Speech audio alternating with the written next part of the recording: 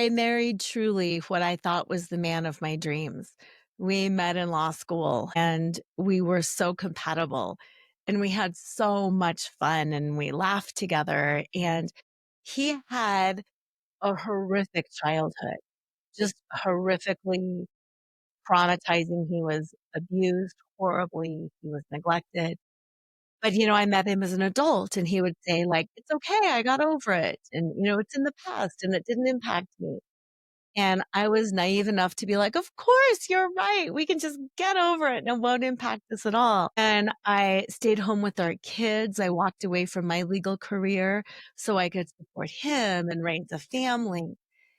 And I thought we had a really good relationship. And obviously we would have fights. We would have things that would go wrong. All couples do. But there was this underlying current where he would just sometimes be so nasty. And I would think, "Why are you being so horrible to me? Why are you being so mean?" And it was when he would travel. He would go travel and he'd pick these fights with me. And then he would leave in this big, huff. And I'd think, I don't deserve that. And I don't know what's going on. And then we would get back into a normal cycle and things would be good. And then something would happen. And all of a sudden he's picking a fight. And I think, I don't really know what's going on, but I can be kind. I can take care of it. I don't have to take the bait. 15 years later, well, 23 years later, I found out that he had been cheating for 15 years in our marriage. And that every time he picked a fight with me, it was so he would have an excuse to go out and cheat. And it was like, yeah, I mean, it knocks the air out of you because it wasn't me ever. Yet I was trying to do everything right. And I was trying to keep him happy and I was trying to keep our family together. And I never knew what was going on. I killed myself to be so good. And it was never about me, ever.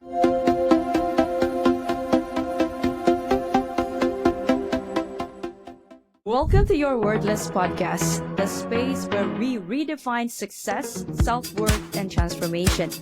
I am Nick Nieras, the soul-centered architect of transformation, helping you unlock your highest potential and build a legacy beyond limits. Now, whether it is self-mastery, career breakthroughs, or wealth creation, this is where change begins. Now, let's dive in.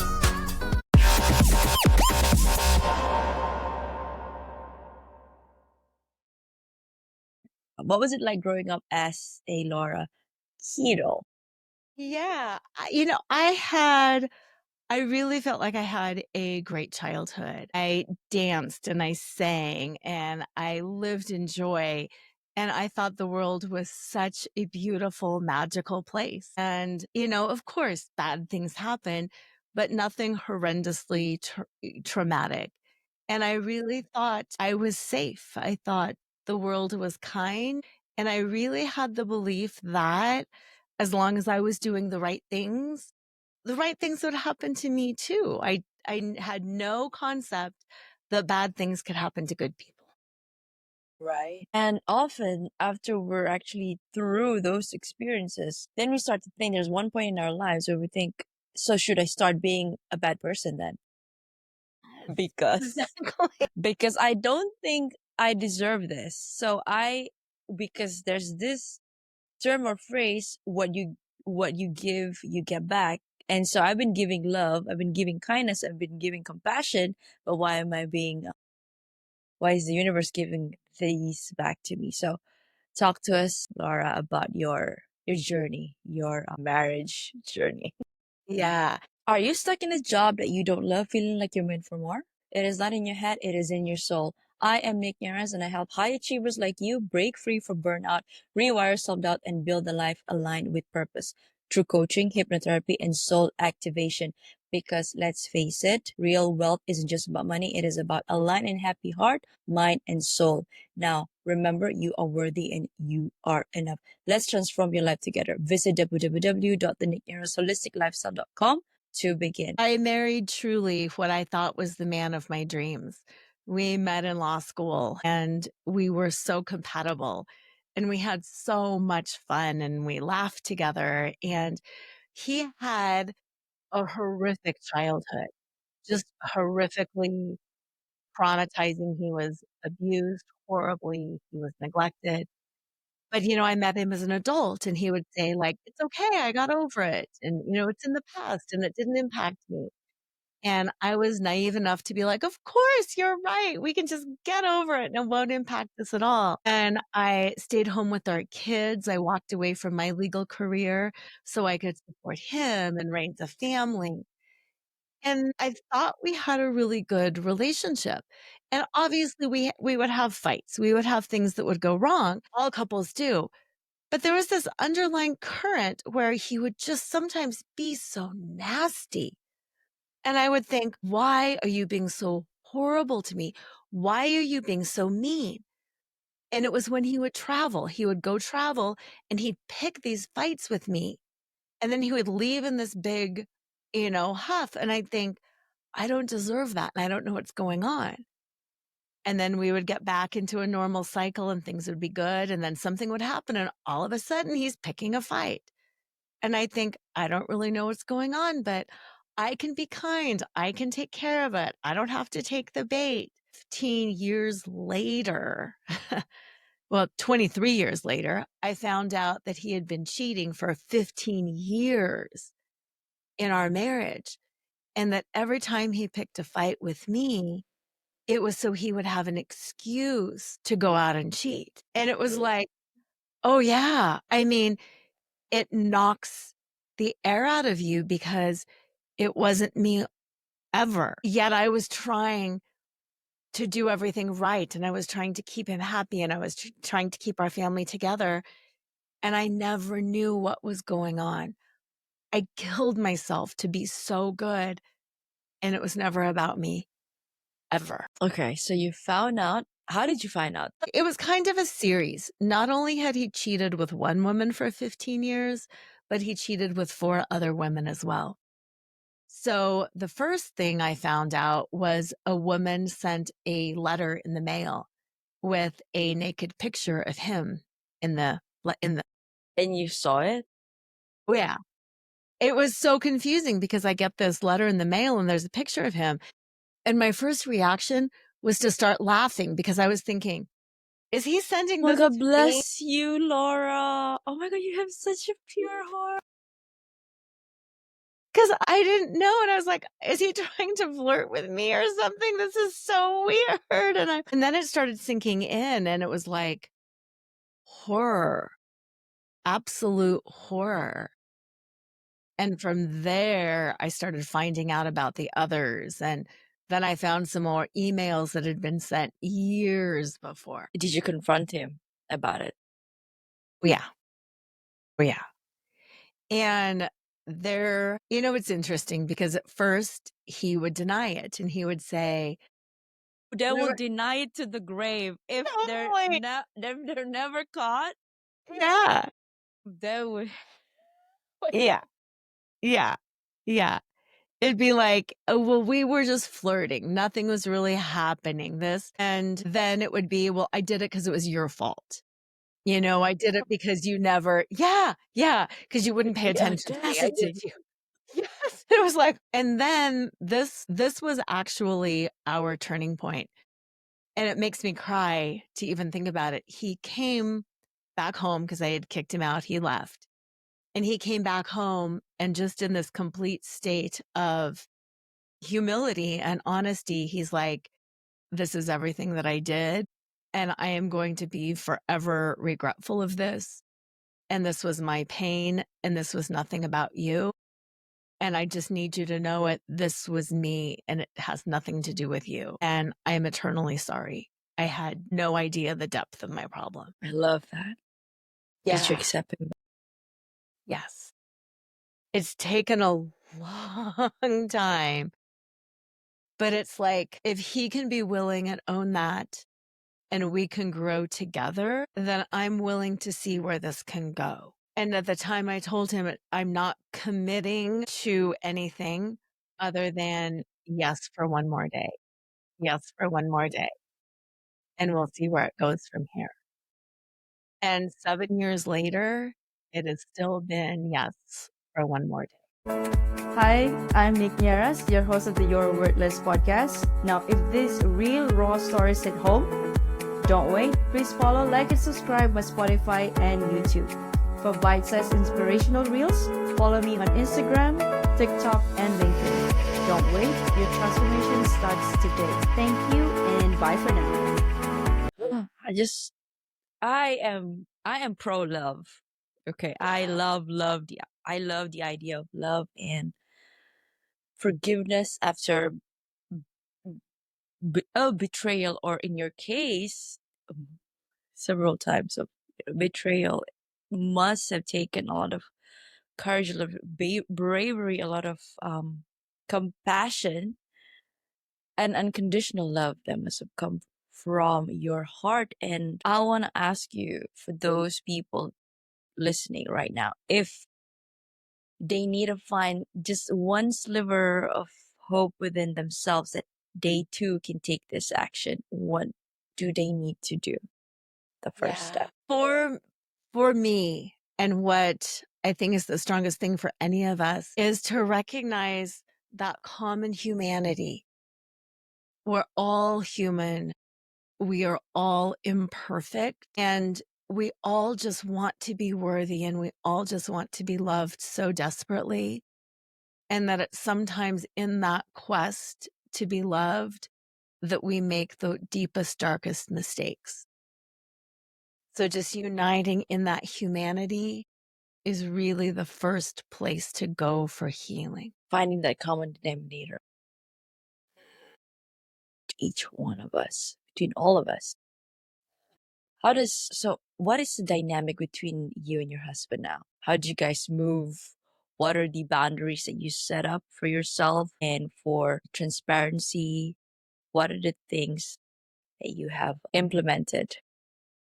Yeah, it's interesting because we know each other so much more intimately now because I know the worst things he's done, and he has to show himself. And he was always so afraid to show himself because he never thought he was worthy. So he would put on My all, gosh. yeah, That hit the nail in the head. Yes. yeah, it really does. And he's been seen now, and I've seen him, and I don't love that he did that, but I can still love him. And then same thing on the flip side, he has seen me in such raw pain and such complete and total devastation. And we're just so much more honest with each other because I spent so much of our marriage kind of performing. I will be the perfect wife. I will be the perfect mom. I will be perfect, and that way you'll love me. And I had to let all that go. And if he loves me, he loves me. And if he doesn't, he doesn't. I'm just letting myself being seen. And when we're both that raw and that open and that authentic, the love goes so much deeper, deeper than I ever thought possible. So, in hindsight, in retrospective, right now, it's like you understood why he did what he did. It was because he wasn't feeling worthy of your love. Yeah. That could be possible. That's that. And because you said he had some very horrific, horrible experiences growing up, and therefore now having met you, the love of his life, you are too perfect for him. And I'm still attached to this is just me, like, I don't know why, but this is like flowing through me right now, attached to the old things that I was accustomed to growing up, but I cannot bring it back. So I have to do it outside. And then for you, it'd be like, there's something that you needed to learn here as well, because we're not perfect. Yes. Right? Even though we give 200% of our love and devotion to our partners, and they still do those bad things towards us, but there's still learnings that we needed to get on with. And what were those learnings for you? Yeah. So many things. The biggest thing was to not abandon myself. I was so willing to just be like, all right, we'll do it. Okay, your schedule is more important. Your wants are more important. I will serve you. And it ended up getting like, I love serving. I love taking care of people. But I found myself getting to the point where I was serving from a place of martyrdom, where it would be like, I just won't make that for dinner tonight because I know that's not what you want, with almost like this manipulative expectation. And that way you'll love me because you'll see how self-sacrificial I am. And it's like, that's not being in my power. That is not me being worthy either.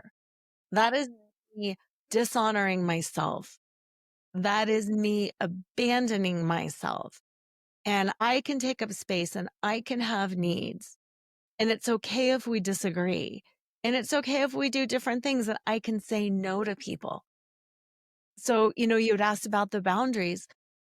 I get what I want now, not from this ego place, if it's the way or the highway, but I take care of me. If I need to go to bed early, I will go to bed early. If I really need someone to listen to me and to talk, I will ask for it. And I expect, as my partner, he will give it to me. Where before it would be like, all right, you're busy. Go ahead. I'll talk to somebody else. It's also a journey about learning yourself, right? For me, for me, it's been, let me see, 2019. So it's been 6 years. And I wish him well, you know. I would never wish anything harm upon him and his family. But we were quite young then. I got married when I was 26. He was 24, and Mm, just 2 years after that, we there were like and unlike your case, we only met each other for like 3 months, and then he proposed, and so there were a lot of impulsive. I don't know, but I do believe, because I remember praying for it. I remember praying for guidance exactly. from God. I'm like, okay, God, the next one's gonna come, make it my spouse at the time. And this man came, and I took it as a sign upon me that, okay. So and when those things happen, and of course it wasn't just his fault, because now, after doing my own healing and going within and understanding why, it was because I had my fair share of mistakes as well. He thought that I changed. He wouldn't say that to me, but I could feel that I was a different person before and after that, because I had this expectations towards him that he needed to be a certain way after being married. And so now we're wiser, and yeah, he's still around, but we rarely are in contact right now. But I wish him well. So it's just amazing to see people who actually can come back and put the past behind them and just take one step at a time to see where it goes. Yeah. Yeah. And I'm like you. I love love, and I love to give love, and I love to receive love. And for me it was like, my prayer would be, make me just willing to see what's here, willing to learn what I need to learn, willing to, help somebody else in their growth, but also willing to stay present in mine. And it's just a journey.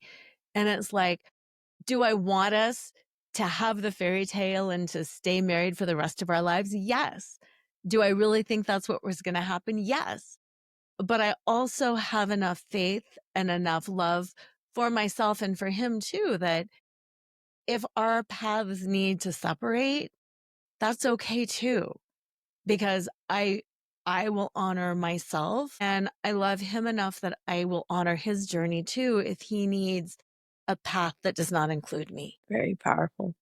Thank you, Laura. Okay, well, we're gonna pivot to your side of the story. Now, after you finding out about the infidelity, what happened then? Like, how did that break you? It broke me so deeply. Didn't think I could ever come back from it, because it was like my children's whole childhood. It was 15 years and I physically crumbled to the floor and it felt like I had been gutted. It wasn't just like, oh, I was gutted. I really felt like my heart was broken and that I had been gutted because every memory I had, anniversaries, holidays, vacations, Gosh. are they real? Was his heart with me? Was it with somebody else? Was I the fool here? My kids, my family. I I had no idea how I could even get through every single day. I can't tell you how much I cried. I was on the floor and I cried for weeks just in pure shock because it didn't make sense.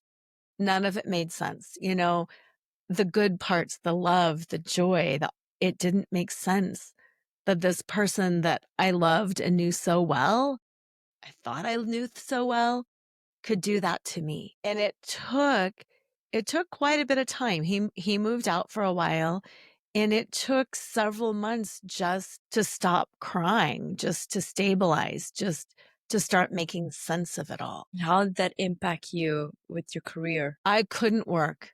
I absolutely could not work because I couldn't focus on anything. Anytime I would try to focus on anything, I just couldn't. So I did what I could do. I didn't do a great job, but I just tried to manage. Ironically, right before or right after I found out, I got a book contract with a pretty good sized publishing house. And I was suddenly under contract to write a book. So it was a blessing because I didn't work with clients. I just sat and wrote. And as I would write, I would cry and I would process because in my book, I talked about some of my life and some of my journey and some of the work that I would do. And I started applying my own work to myself as I was writing the book. And it was like, I, I truly felt like my work had been channeled as a gift to me because it was like God spirit knew that this was coming for me. And I really healed myself through writing that book and through going through those steps. Wow. Again, that was like a very big moment. Like imagining you advocating for that and then applying it to yourself. It works. And now I'm going to help people get through their own, their own issues in their marriages. And talk to us about your work and the clients, the fantastic clients that you work with. I love my clients so much. My work, it's all encapsulated in the acronym Flaunt. And what I love about Flaunt is when trauma happens to Flaunt. us. Yes, exactly. When we're hurt, we crumble. We collapse, we fall down, and that shame fills us and that lack of worth, and we just shrink. And flaunt is the exact opposite of that. And my work is all designed, it's the 5 steps of flaunt, and it's designed to help people reconnect to the joy of living, to being open, to being present, to laughter, to acceptance and forgiveness, to unconditional love, to all of the things that is a birthright for each and every one of us that can't be taken away. No matter what happens, we are entitled to feel good. And that's what my work does is it helps people reconnect to that divine spark inside of loving themselves and flaunting themselves because we all have horrible things happen and we all feel hurt and worthless. But again, our strength comes from just like when I read your story and you read mine, there's this instant bond. There's this instant sisterhood of like, yeah, she gets this. And we all have that. But if we're covering up and we're hiding and we're pretending, no, my life is perfect. It's all great. I'm going to Italy for my next trip with my husband, but knowing Yeah. that, it's not what it seems, it's what they portray on my IG feed. So, mm. And that's how we heal, by knowing we're truly not in this alone. Yes. And can you break it down for us? Yeah. I would The love whole to. Yeah. Okay. Okay, flaunt. The F in flaunt stands for find your fetish. And that is so Okay. fun. And Okay. what that is, what I Explain love in about, details, yeah, please. I love it. I love that word because everybody has the exact same reaction you do. It makes you go, "Oh, I can't do that. That's naughty. What are you talking about?" And what I love about that is when you think about being a kid, there were things that brought you joy and you weren't embarrassed about it. You know, when you're a little toddler and somebody gives you a doll, if that's your thing, and you're like, or a stuffed animal, and you just light up. That is that joy that we all have inside. And as we become adults, we start toning that down and we're like, oh, yes, that's lovely. Yes. Reconnect to your moments.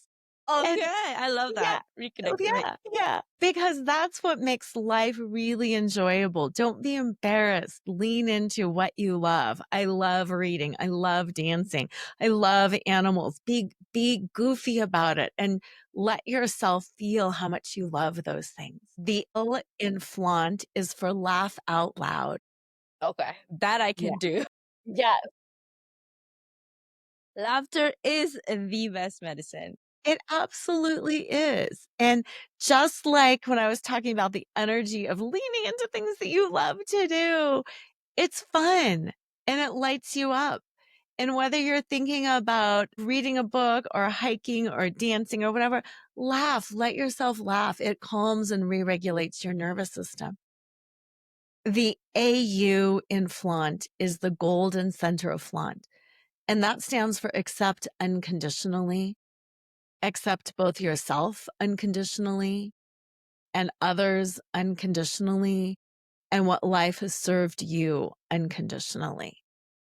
Because otherwise, we waste time, precious time and energy wishing things were different, thinking we can change other people, saying, I won't wear the bikini until I lose 20 more pounds, saying, I'm not going to take this trip until, yes, accept where you're at unconditionally. Go do what you want. If you want to take the Gosh. trip, take the trip. If you want to eat the chocolate, eat the chocolate. That is the message I needed to hear today. Thank you, Good. Laura. Okay. What is Okay, T good. then? We've got N and T. The All right. N, yep, NNT. N and Yes. T. N is for navigate the negative. We tend to get stuck in black and white thinking, like, well, this didn't work out, so it's all over for me. If you think about navigating like a boat across the ocean, you're not on a roadway, you're on the flipping ocean. Things happen, storms happen, clouds happen, animals happen. You're navigating, you have to ride with the waves. Sometimes you have to backtrack, you have to navigate. Eventually, you'll get where you want to be, but as you're navigating, you might see some amazing things along the way. And it's an invitation to quit thinking about your life as I'm getting from point A to point B, from B to C, from C to D, and to navigate. Be with what's happening. That's part of that unconditional acceptance. And do what you need to be in the moment. Be nimble. Enjoy it. Let go of the timeline. And that last T is, I think, one of my favorites. It's trust your truth. Everybody has opinions. Everybody has stories. Everybody has very different journeys. Go within. Your heart knows. Your soul knows. And even if you can't explain it to somebody else, all you have to do is know yourself that this is the right thing for you.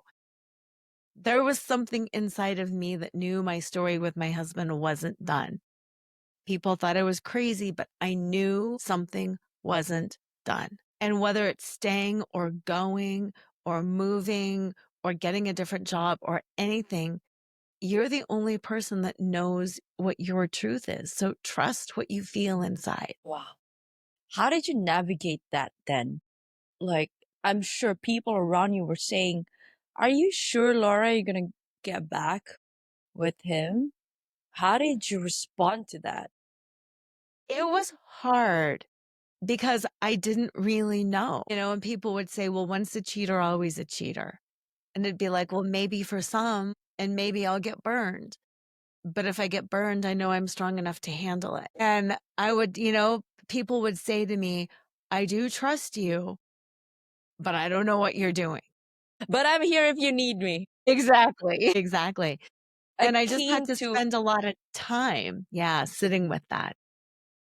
it's just, that's akin to a phoenix rising from the ashes. I've been burned once or more than one time.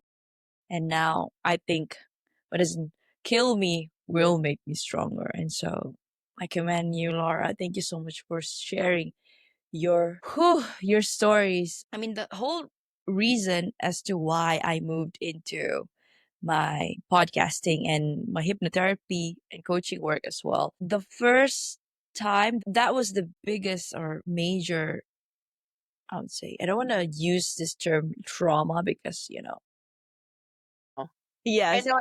Yeah. but this hurdle was that overcoming that divorce, and that broke me literally to the ground too, and broke something within me open. And it was the beliefs that I had about myself before. I had to relearn and retrace, why did I agree to certain things and why did I make certain decisions in my life now. But truly right now where I'm at, there were actually no bad decisions. There were no mistakes. There were just happy accidents. And truly, it made me who I am today. And had it not been for that, that was the starting point of it all, I wouldn't be here talking to you. For sure. Because I had a different goal that, okay, I'm a planner since I was a kid, and that served me both good and bad. I planned until 30. I thought that life is just going to be sunshine and rainbows after 30, but if, obviously it did not happen that way. Life humbled me and I had to learn everything again at 30. So Yes.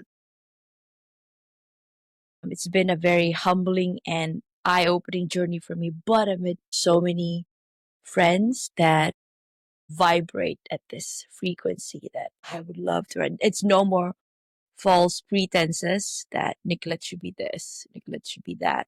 It's just, okay, speaking my truth, being authentic. Yes. And it's a huge gift. It's a huge gift. And I Mm-hmm. like how you said, vibrating at that frequency because that's what it is. And you might not have met these people. You probably wouldn't have because we can only go that high when we have been pushed so low. Oh my God. Yes. You can only meet somebody at the depth that you have met yourself. I heard that somewhere. That's beautiful. And yeah. And that made me so much more in touch with my human nature and with others too, because growing up, I've always had this narrative like thrown towards me, at least my sister, because we were very close. And she was like, why are you so selfish? And then, I had to relearn everything about me. And that involves my relationship with my family members and some friends too. And now how I show up and show myself up to the world. So those people tuning in right now, they feel like their truth is still being masked by because of their fear of judgment. This is your sign. Yes. Yeah. Step It's into that light. absolutely your sign because it feels scarier on this side, but actually it's safer on this side. Exactly. And how long more are you're gonna pretend something that you're not? So it's like the universe is gonna throw something at you and just wake you up because, okay, enough. Excuse my language. Quit dicking around. I Yes. put you here on earth to do something big, and you've had the wheel. You tried, but let me take over now. And so Yeah. surrender. I think it's the biggest part too. Yeah. And surrender is hard, but you're absolutely right. It's like you said, you're a planner, and we all get those ideas in our head that this is how my life is going to look, and this is what's going to work out for me because I did the right thing. It's like the Yes. goes, ha ha ha. I did this. I'm better. I did this. I achieved this. So be wary of that. That's your ego talking. And so, yes, just go back, go within, and truly love yourself. Because once you do really love yourself, then you know how to interact and give love properly to others. And that also means standing up for yourself, creating those boundaries. Because when people look at you, for example, maybe there would be a time before, Laura, where you'd say you do certain things, but then right now you know yourself and Mhm. you've, placed those boundaries, and I'm sure people around you would say, she's acting differently now. I respect her even more. Yes. Yes.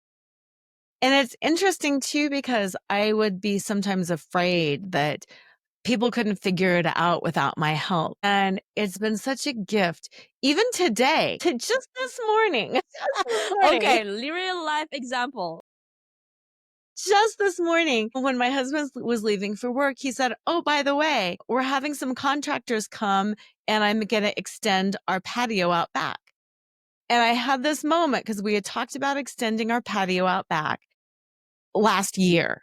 And when we talked about it, I said to him, "Oh my gosh, I'm so overwhelmed. I have to plan it and I have to figure it out. And then is it going to be like a curve shape or is it going to be square? And are we going to do bricks or are we going to do?" And I'm like going, I'm like, this is so stressful. This is so stressful, thinking I have to control it. And then this morning he's like, "Oh, by the way, the contractors are coming." And I had this moment of like, "But I didn't plan it. But how could Yes. we do this if I didn't plan it? I don't know what's being done." And then I was just like, surrender. And it was like, thank you for taking care of that. I'm sure I'll love it when it's done and it'll be a great surprise when I see it. And I went out there tonight and it's looking amazing. It's not done. It's great. And I didn't have to worry about it. Oh my God.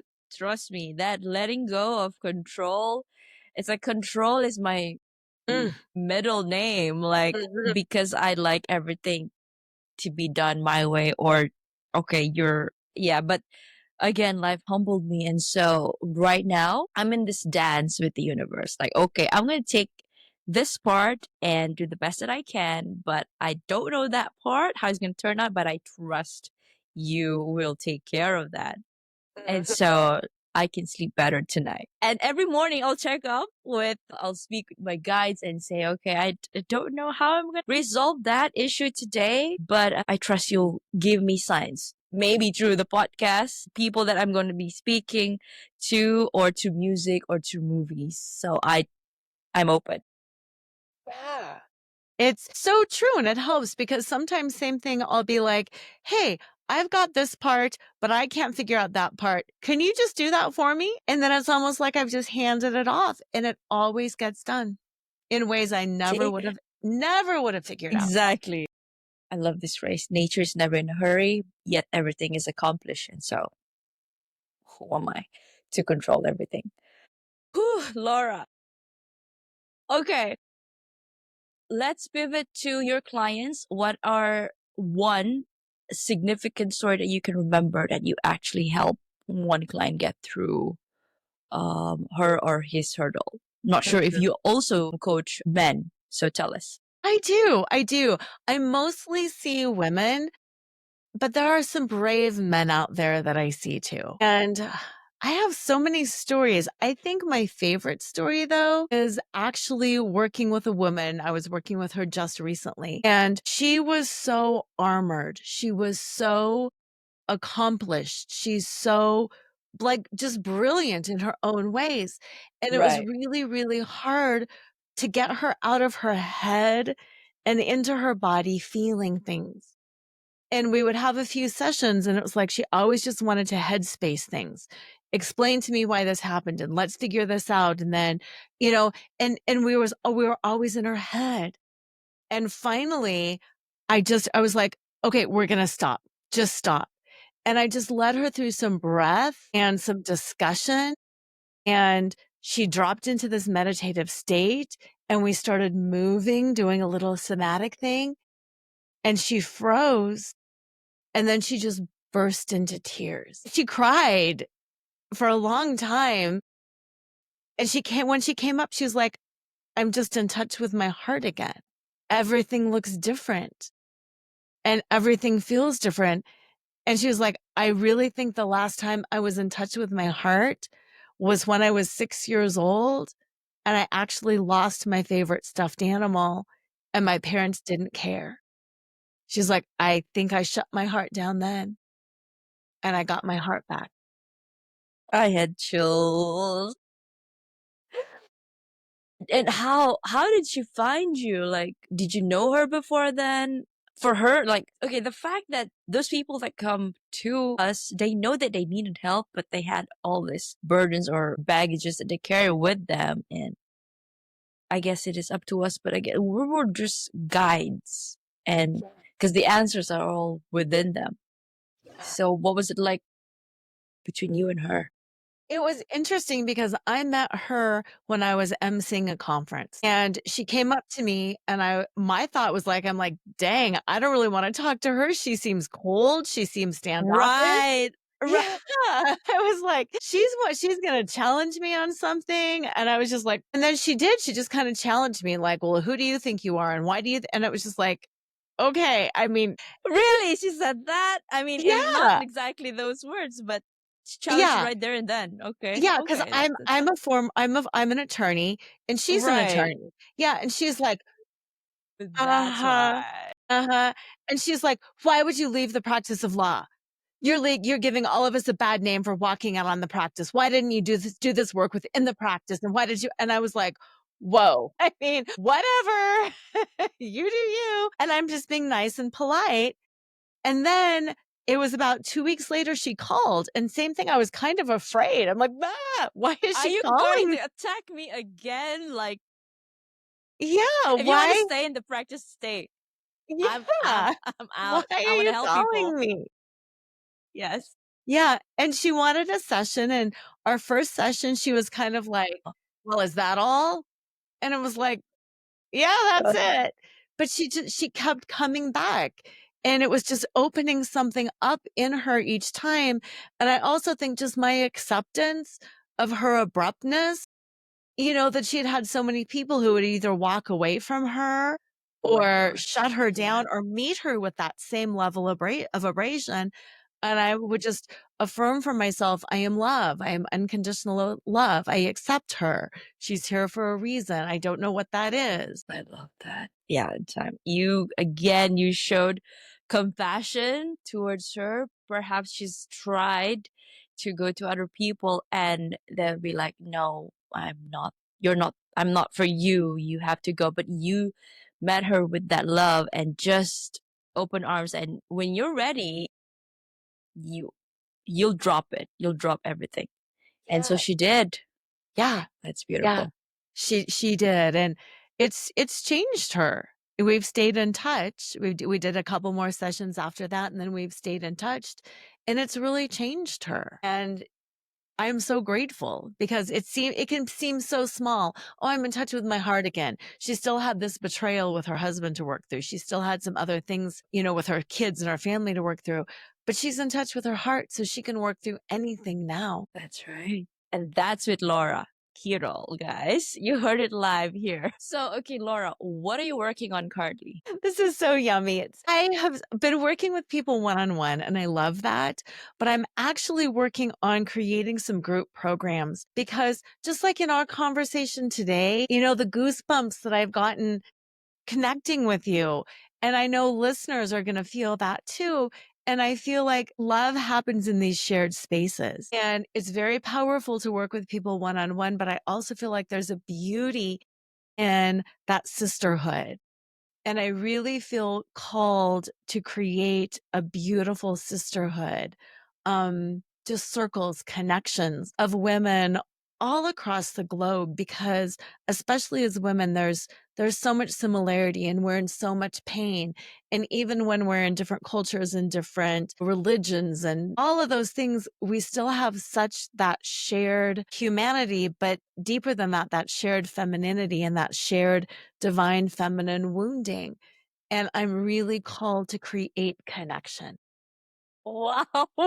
You're speaking my language. It's like you were singing just now.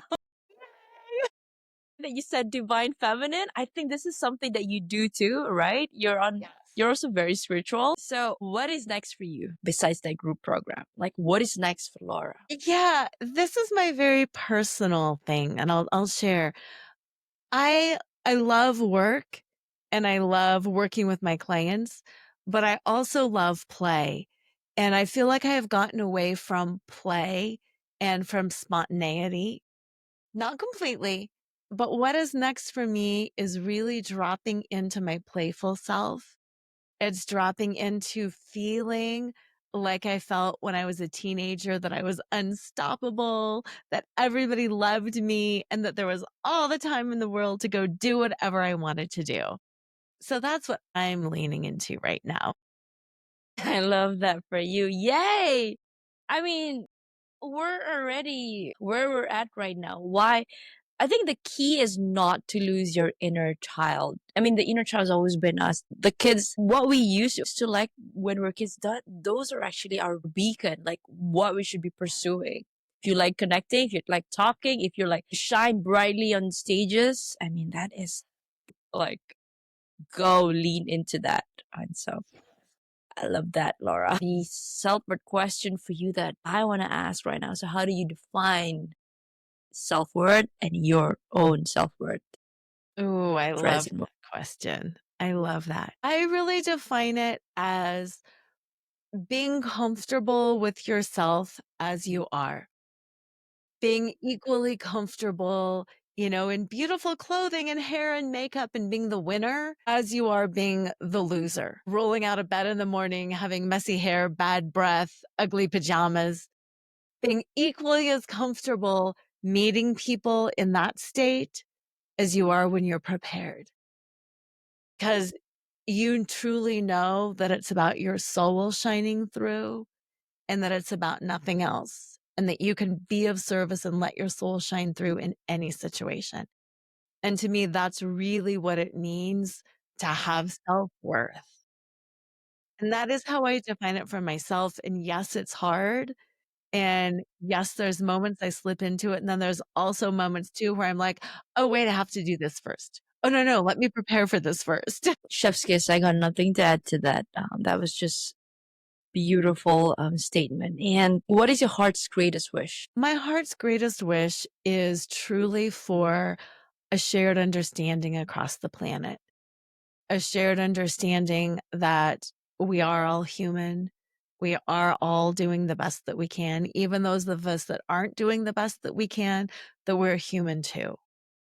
And just bridging all the gaps, all the divides, and just being willing to have a planet where we're all ready and willing and able to just reach out and just hold another person, lend a hand, and just be there because we really understand. Again, it's that divine feminine, divine masculine, but it's that divine unity that it takes all of us. And that is my heart's biggest desire. I felt that. Yeah. Wouldn't that be an amazing world? Oh, yes. And you are taking that step right now. You're paving the way. I'm so You are proud of you, too. Laura. Thank you. I receive that. And I want you to know you are cute.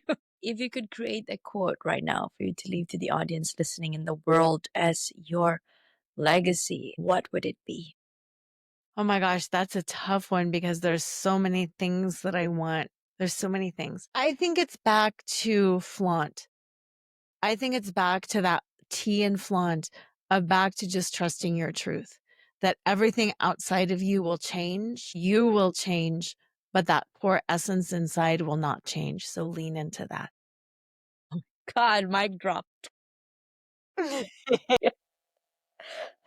Okay, how can people reach out to you, Laura, and get in touch with your programs and the deliciousness of what you can help people with? Yeah, couple of different ways. I'm on social media. You can find me on social media. And my website is loracheadle.com. And it's spelled a little hard. It's Lora, which is a different way of spelling it. LoraCheadle.com. You can send me messages on Facebook, Instagram, LinkedIn, my website. And when I was talking about the unity, just reach out and let's talk. I'm always available to have an email exchange, to talk in DMs. Let's connect and let's just share. Amen. So, any last message before we wrap this interview up? I think first, thank you for creating such a beautiful space. Thank you for sharing your heart and your journey. And to all the listeners, look at us. You are part of us. We are all in this together. You are not alone. You can get through this. Just open your heart, trust in your truth. And what I always say to my people is it's together that we rise.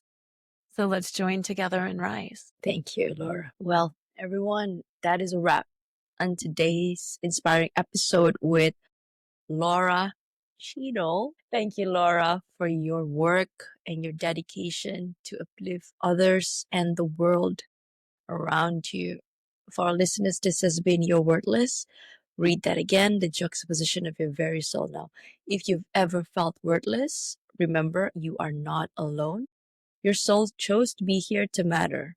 And for that reason alone, you are worthy. A huge thank you to you again, Laura, and to all of you for listening. Until next time, I am Nick Nieras. Keep shining, keep growing, and always remember you are worthy and you are enough. See you in the next episode. Thank you, Laura, for your time. Thank you. Love this episode? Now, transformation doesn't end here. Head on to at holistic.lifestyle_with Nick. That is on my Instagram. Or head on to my website, www.denise.holisticlifestyle.com for more info on my coaching framework, which is the Worthy, Authentic, and Abundant Framework, digital guides, and my upcoming events such as retreats and master classes and workshops. Now, I also do intuitive readings where we get to check on your soul path.